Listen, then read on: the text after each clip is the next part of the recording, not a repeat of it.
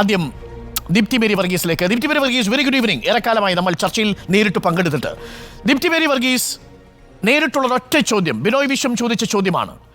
രാഹുൽ ഗാന്ധിക്ക് ശേഷം പ്രിയങ്ക ഗാന്ധി മത്സരിക്കാൻ എത്തുന്നതോടെ സഖ്യകക്ഷികൾക്ക് എന്തു സന്ദേശമാണ് പ്രിയങ്ക ഗാന്ധിയും കോൺഗ്രസ് നേതൃത്വവും നൽകുന്നത്?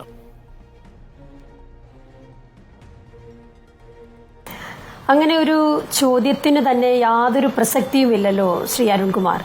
കാരണം നമ്മൾ ഈ തെരഞ്ഞെടുപ്പിൽ വിവിധ സംസ്ഥാനങ്ങളിൽ കണ്ടല്ലോ. ഇപ്പോൾ ഇന്ത്യ മുന്നണിയിൽ മത്സരിക്കുന്നവർ തമ്മിൽ പല സംസ്ഥാനങ്ങളും അവിടുത്തെ സാഹചര്യം അനുസരിച്ച് മാറി മത്സരിക്കുക അല്ലെങ്കിൽ പരസ്പരം മത്സരിക്കുക എന്നൊരു സാഹചര്യം ഉണ്ടെങ്കിൽ അത്തരത്തിൽ മത്സരിച്ചിട്ടുണ്ട്. നമ്മൾ പഞ്ചാബിൽ കണ്ടു, മറ്റ് പല സ്ഥലങ്ങളിലും കണ്ടു. പക്ഷേ ഈ പറയുന്ന ബിനോയ് വിശ്വം ഉൾപ്പെടെയുള്ള CPI-യോടും CPM-നോടും കോൺഗ്രസിന് ചോദിക്കാനുള്ളത്, ഈ യഥാർത്ഥത്തിൽ അവരെന്താണ് ചെയ്യേണ്ടത്? രാഹുൽ ഗാന്ധിയെ പോലെ ഒരു നേതാവ് ഈ കേരളത്തിൽ വന്ന് മത്സരിക്കുമ്പോൾ, അല്ലെങ്കിൽ പ്രിയങ്ക ഗാന്ധിയെ പോലെ ഒരു നേതാവ് കേരളത്തിൽ വന്ന് മത്സരിക്കുമ്പോൾ അവർക്ക് എല്ലാ പിന്തുണയും കൊടുക്കുകയല്ലേ ചെയ്യേണ്ടത് എന്ന് തിരിച്ചൊരു ചോദ്യം ചോദിക്കാം. പക്ഷേ ഞാനത് ചോദിക്കാത്തതിൻ്റെ കാരണം, കേരളത്തെ സംബന്ധിച്ച് കേരളത്തിന്റെ രാഷ്ട്രീയ സ്ഥിതി എന്ന് പറയുന്നത് ഇവിടെ CPM-ഉം അല്ലെങ്കിൽ ഇടതുപക്ഷവും കോൺഗ്രസും തമ്മിൽ, UDF-ഉം LDF-ഉം തമ്മിലുള്ള മത്സരമാണ് നടക്കുന്നത്. ഇവിടെ BJP-യെ സംബന്ധിച്ച് യാതൊരു പ്രസക്തിയുമില്ല. ഇവിടെ BJP-ക്ക് അത്തരത്തിൽ യാതൊരു പ്രസക്തി ഉണ്ടാക്കി കൊടുക്കേണ്ട ഒരു കാര്യവുമില്ല. അതുകൊണ്ട് തന്നെ കേരളത്തിലെ പ്രത്യേക സാഹചര്യത്തിൽ, ഇവിടുത്തെ ഒരു പൊളിറ്റിക്കൽ സിനാരിയോയിൽ യഥാർത്ഥത്തിൽ ഇത്തരത്തിലുള്ള ഒരു മത്സരമാണ് നടക്കുന്നത് എന്നുള്ളതുകൊണ്ട്, ഇപ്പം രാഹുൽ ഗാന്ധിയുടെ കാര്യത്തിൽ മാത്രമല്ലല്ലോ. അങ്ങനെയാണെങ്കിൽ ഈ 20 നിയോജക മണ്ഡലങ്ങളിലും എന്തിനാണ് കോൺഗ്രസും CPM-ഉം തമ്മിൽ മത്സരിച്ചത് എന്നുള്ള ചോദ്യം അവിടെ നിൽക്കുകയല്ലേ? അത്തരത്തിലൊരു ചോദ്യം എന്തുകൊണ്ടാണ് ഇന്ത്യ മുന്നണിയുടെ ദേശീയ തലത്തിലെ മുഖമാണ് പ്രിയങ്ക ഗാന്ധി. പ്രിയങ്ക ഗാന്ധി കേരളത്തിൽ വന്ന് പ്രചരണം നടത്തിയതിനേക്കാൾ കൂടുതൽ സമയം ചെലവഴിച്ചത് ഉത്തർപ്രദേശിലാണ്.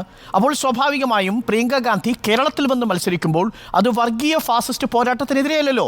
കൂടെ മത്സരിക്കാൻ പോകുന്നത് ഇന്ത്യ മുന്നണിയുടെ ഘടകകക്ഷിയായ, ഇന്ത്യ മുന്നണിയിലെ സഖ്യകക്ഷിയായ CPI-യുടെ ദേശീയ നേതാവിനോടോ അല്ലെങ്കിൽ പ്രാദേശിക നേതാവിനോടോ ആണ്. അതെന്ത് സന്ദേശമാണ് നൽകുക? അല്ല, അതിപ്പോ BJP-യെ സംബന്ധിച്ച് വളരെ അശക്തമാണ് കേരളത്തിൽ എങ്കിൽ കൂടി BJP-യും ഇവിടെ മത്സരിക്കുന്നുണ്ട്. ഞാൻ മറ്റൊരു കാര്യം പറയട്ടെ. പ്രിയങ്ക ഗാന്ധിയെ സംബന്ധിച്ച് നമുക്ക് അവർ രാഷ്ട്രീയത്തിലേക്ക് വന്ന ഒരു കാലഘട്ടം മുതൽ ഒന്ന് നോക്കിക്കഴിഞ്ഞാൽ, അവർ വന്ന കാലം മുതൽ തന്നെ സംഘടനാ തലത്തിലാണ് നിന്നിട്ടുള്ളത്. അവർ ഒരു പാർലമെന്ററി തലത്തിൽ വരുന്നതിനോ മത്സരിക്കുന്നതിനോ താല്പര്യം കാണിച്ചിട്ടില്ല എന്നുള്ളതാണ് യാഥാർത്ഥ്യം. അവർക്ക് മത്സരിക്കണമായിരുന്നുവെങ്കിൽ ആദ്യഘട്ടത്തിൽ മത്സരിക്കാമായിരുന്നു, അല്ലെങ്കിൽ ഇതിനു മുൻപുണ്ടായിരുന്ന തെരഞ്ഞെടുപ്പുകളിൽ മത്സരിക്കാമായിരുന്നു. 2004 തെരഞ്ഞെടുപ്പ് രംഗത്തേക്ക് സോണിയാഗാന്ധിയുടെ ക്യാമ്പയിൻ മാനേജറായി പ്രവേശിക്കുന്നത് മുതൽ ഇങ്ങോട്ട് സംഘടനാ പ്രവർത്തനത്തിൽ തന്നെയായിരുന്നു. ആ കാര്യത്തിൽ ഒരു സംശയമില്ല. പ്രിയങ്ക ഗാന്ധി മത്സരിക്കരുത് എന്നല്ല. പക്ഷേ എന്തുകൊണ്ട് വയനാട്? അതാണ് ചോദ്യം. പറയാം, അതിലേക്കാണ് ഞാൻ വരുന്നത്. ഞാൻ പറഞ്ഞത്, അപ്പോൾ അങ്ങനെ സംഘടനാ തലത്തിൽ മാത്രം നിന്ന് പ്രവർത്തിച്ചിരുന്ന കോൺഗ്രസിന് ശക്തമായ നേതൃത്വം കൊടുത്ത, അതിലൊക്കെ ഉപരിയായിട്ട് രാജ്യത്ത് ഫാസിസ്റ്റ് ശക്തികൾ, വർഗീയ ഫാസിസ്റ്റ് ശക്തികൾ നിലയുറപ്പിച്ചപ്പോൾ അവരുടെ രാഷ്ട്രീയം ഈ രാജ്യത്തിന് ഒരു അപകടമാണ് എന്ന് തോന്നിയ ഘട്ടത്തിൽ ഈ രാജ്യത്തോടൊപ്പം നിന്ന്, കോൺഗ്രസിനോടൊപ്പം നിന്ന് പോരാടിയ നേതാവാണ് പ്രിയങ്ക ഗാന്ധി. അപ്പോൾ അവരുടെ നേതൃത്വം എന്ന് പറയുന്നത്, അവരുടെ സ്റ്റേറ്റ്മെന്റുകൾ എന്ന് പറയുന്നത്, അവരുടെ പ്രതികരണങ്ങൾ എന്ന് പറയുന്നത് രാജ്യത്ത് BJP-യെ സംബന്ധിച്ച്, BJP നേതാക്കന്മാരെ സംബന്ധിച്ച് അവരെ ഏറ്റവും അധികം അസ്വസ്ഥമാക്കുന്ന ഒന്നാണ്. അപ്പോൾ അത്തരത്തിൽ ഞാൻ പറഞ്ഞു വന്നത്, അത്തരത്തിൽ നേതൃത്വം കൊടുത്തുകൊണ്ട് വന്ന ശ്രീമതി പ്രിയങ്ക ഗാന്ധി മത്സര രംഗത്തുണ്ടായിരുന്നില്ല. എന്നാൽ രാഹുൽ ഗാന്ധിയെ സംബന്ധിച്ച് അദ്ദേഹം വയനാട് എന്ന് പറയുന്ന അദ്ദേഹത്തിന് ഏറ്റവും അധികം ആത്മബന്ധമുള്ള ഒരു സ്ഥലമാണ്. അദ്ദേഹം ഈ രാജ്യത്ത് ഈ വർഗീയ ഫാസിസ്റ്റ് ശക്തിയോട് പോരാടി നിൽക്കുന്ന ഒരു സാഹചര്യത്തിൽ അദ്ദേഹത്തെ വാരിപ്പുണർന്ന മണ്ഡലമാണ് വയനാട് എന്ന് പറയുന്നത്.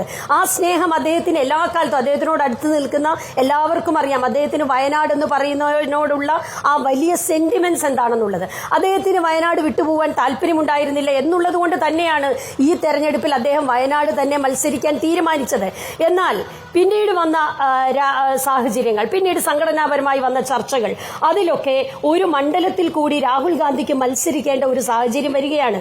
അത്തരത്തിലൊരു സാഹചര്യം ഉണ്ടാകുമ്പോൾ റായ്ബറേലിയിൽ മത്സരിക്കണമെന്ന പാർട്ടിയുടെ നേതൃത്വം, പാർട്ടിയുടെ പ്രധാനപ്പെട്ട ആളുകൾ രാഹുൽ ഗാന്ധി മത്സരിക്കുമെന്നത് മറച്ചുവെച്ചു എന്നുള്ളത് നിങ്ങളുടെ ഒരു തെരഞ്ഞെടുപ്പ് ഘട്ടത്തിൽ നിൽക്കട്ടെ. പക്ഷേ എന്റെ ചോദ്യം ഇതാണ്, താങ്കൾ തന്നെ പറഞ്ഞതുപോലെ ആത്മബന്ധമുള്ള വയനാടിനെ അല്ല അരുൺകുമാർ,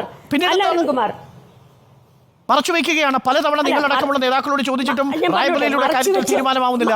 ഒടുവിൽ വയനാട് സ്ഥാനാർത്ഥിയായി പ്രഖ്യാപിച്ച് വോട്ടെടുപ്പ് കഴിയുന്ന തീരുമാനിക്കുന്നത്. അല്ല, അമേഠിയുടെ കാര്യത്തിൽ പറഞ്ഞിരുന്നോ?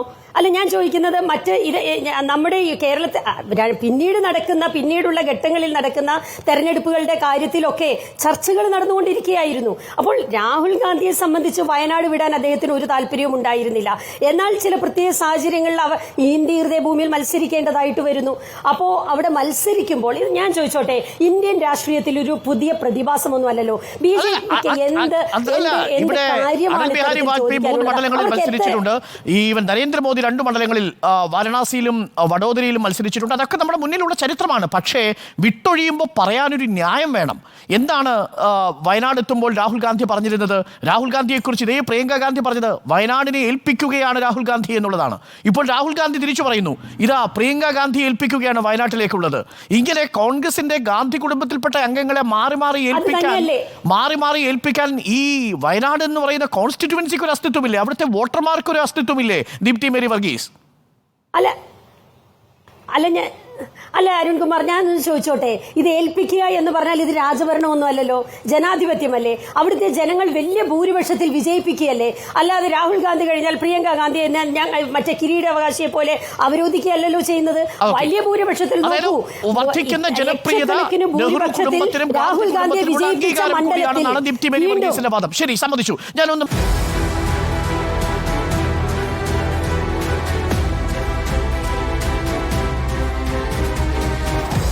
Debate with Arun Kumar.